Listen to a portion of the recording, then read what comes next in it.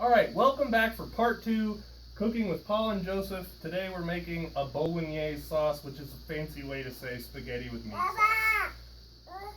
Up there? I don't know, I think he's pointing to the icing. Alright, so we have the sauce over there simmering away that we made in part 1. We got 2 onions here, and we have some frozen ingredients. It's part of the pantry challenge. We have roughly, I don't know, like 1 squash chopped up, a couple of green bell peppers, and some carrot.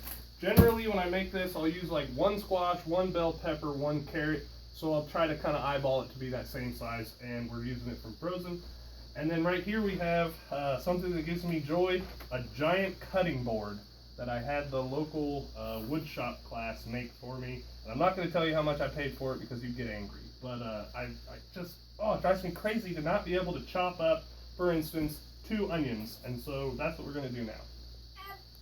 We're back, and here's the chopped onions, 2 whole onions and some garlic, and we still have more room on this wonderful cutting board.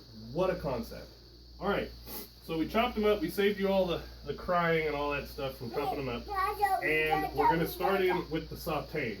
Part of it is going to be, some of these raw ingredients are going to go right into the sauce because they're going to lend a different bit of a flavor from raw than they would from cooked, and that's what I like. So you see all this garlic, it's like 1 whole clove.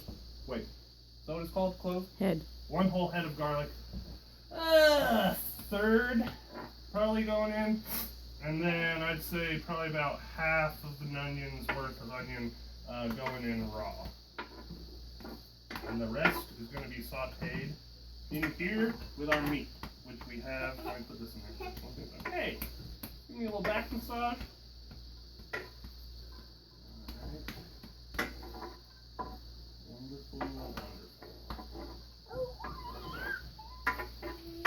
Okay, good. Alright, so we got that in. You are Joseph. You want to help us stir with the meat?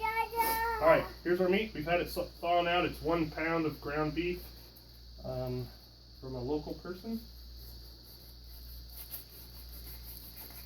Alright.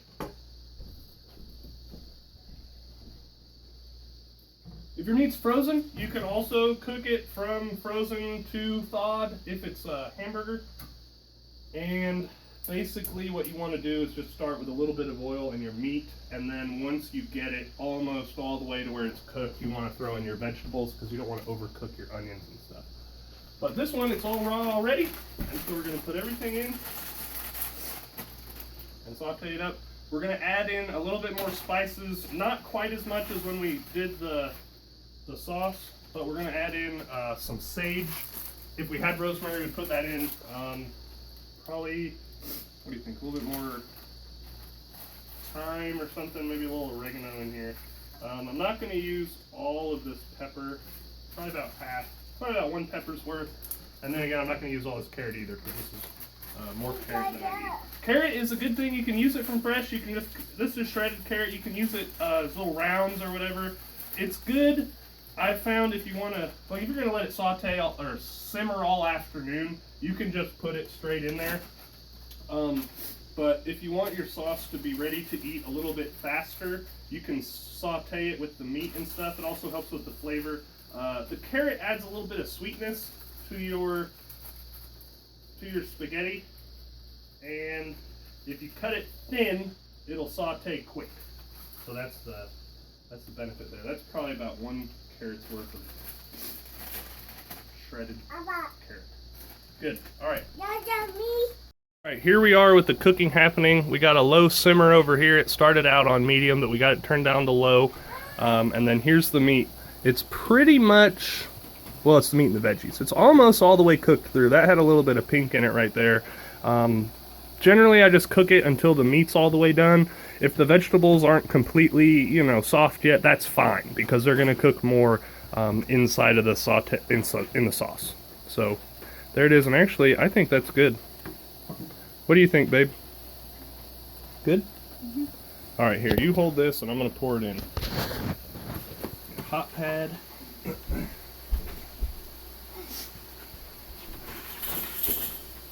right. I'm going to add it in with all the juice and everything.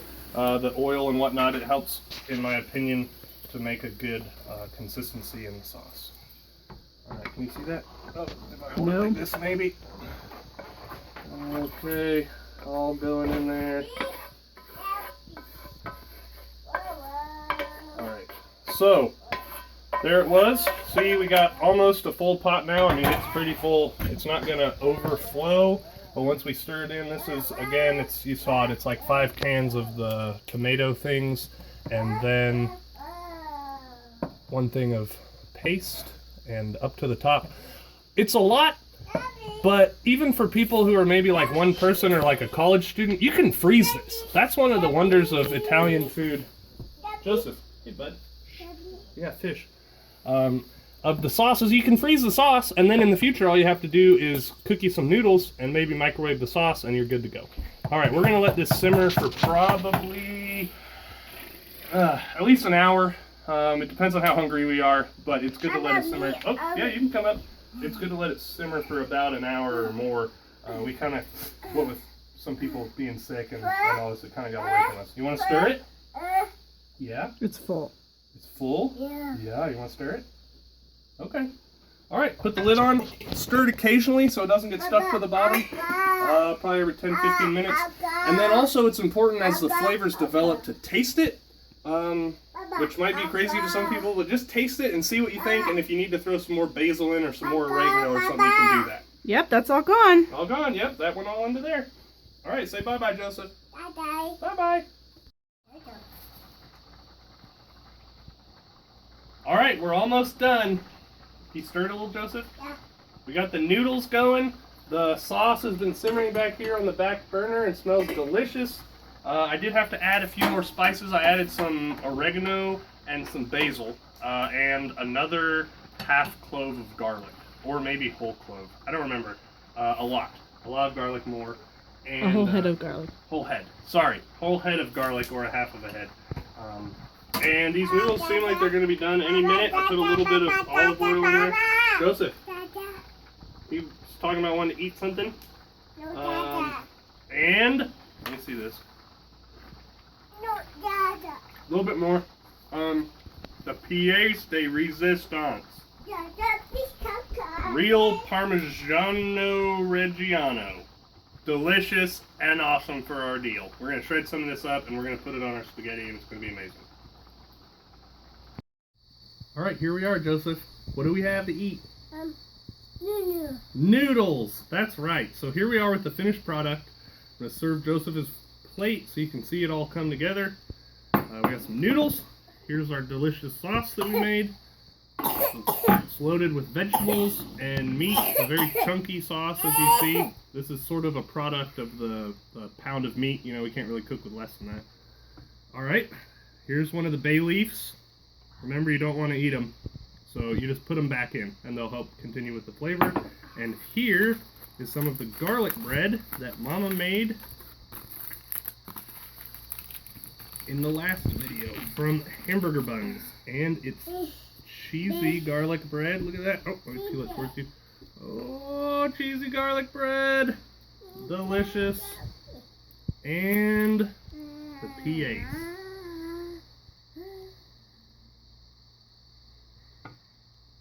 Alright.